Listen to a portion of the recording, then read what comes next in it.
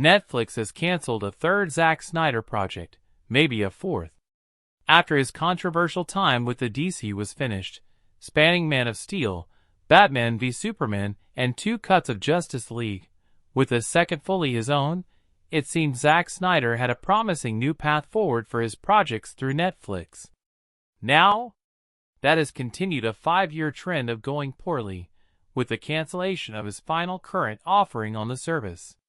Snyder leapt back into the genre that put him on the map with Dawn of the Dead, heading back to zombies for Army of the Dead.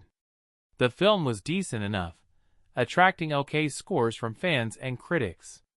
It got a spin-off movie, Army of Thieves, but there were plans for a larger universe with more films and an anime series. Reportedly, all that was cancelled in August 2024, likely because of this next project.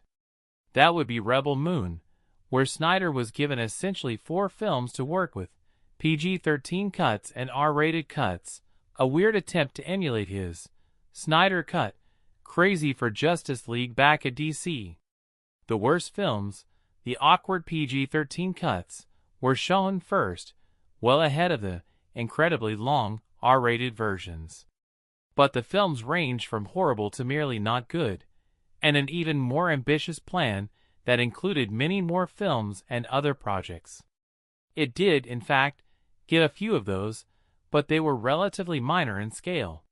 Short comic runs, a VR game, a small-scale Netflix games title.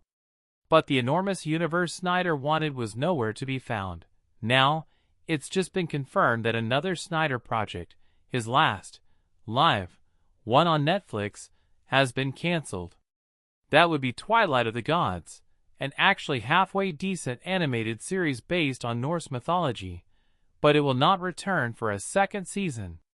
It's pretty unusual, given that Netflix has really leaned into animation and loads of its series, even lower-profile ones, are granted multiple seasons.